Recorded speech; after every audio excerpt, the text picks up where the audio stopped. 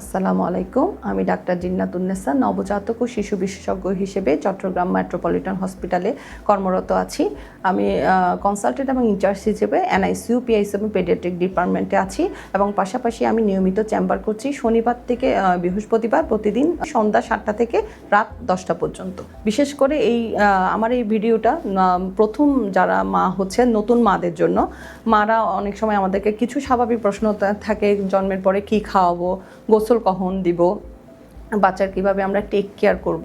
সেটা প্রথমেই বলবো, একটা বাচ্চা জন্মগ্রহণের পরে তার প্রথম খাবার হবে তার মায়ের বুকের দুধ এবং সেটা স্টার্ট করতে হবে জন্মগ্রহণের আধা ঘন্টা থেকে 1 ঘন্টার মধ্যে।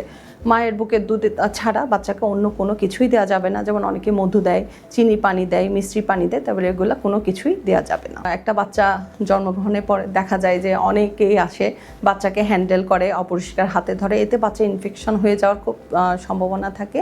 এজন্য বলবো একটা নবজাতক বাচ্চা যখন বাসায় যাবে, সবাই যখন বাচ্চাকে ধরবে তাই অবশ্যই যাতে বাচ্চাকে পরিষ্কার হাতটা পরিষ্কার থাকে, জামা কাপড় পরিষ্কার থাকে, বাচ্চাকে ধরার আগে হেক্সিসল দিয়ে হাত ধুয়ে বাচ্চাকে হ্যান্ডেল করে এবং অতিরিক্ত ভিড় না করাই উচিত।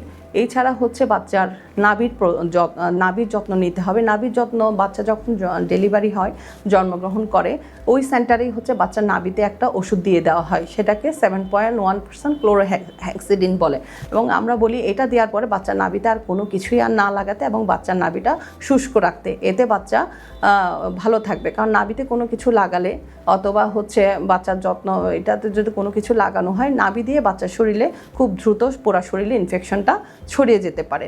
এছাড়া আবার কমনলি একটা প্রশ্ন করা হয় যে বাচ্চার গোসলটা আমরা কয় দিনের দিন গোসল দিব। আমরা বলে থাকি একটা পরিণত বাচ্চা বলতে বুঝি 37 সপ্তাহ পূর্ণ বাচ্চাকে আমরা সাধারণত পরিণত বাচ্চা বলি। নড়াচড়া অ্যাক্টিভিটিস যদি ঠিক থাকে তাহলে 72 ঘন্টা পরেই তাকে গোসল করানো যাবে। কিন্তু যেই বাচ্চাগুলো অপরিণত মানে হচ্ছে 37 সপ্তাহের আগে যে বাচ্চাগুলো জন্মগ্রহণ করে, ওদেরকে আরও একটু দেরিতে গোসল করার পরামর্শ আমরা দিয়ে থাকি। এছাড়া বাচ্চাদের কিছু বিপদচিহ্ন আছে, 8টা বিপদচিহ্ন আছে। তার মধ্যে যে কোনো একটা যদি দেখে দেয় তাহলে আমরা খুব দ্রুত চিকিৎসকের পরামর্শ নিব।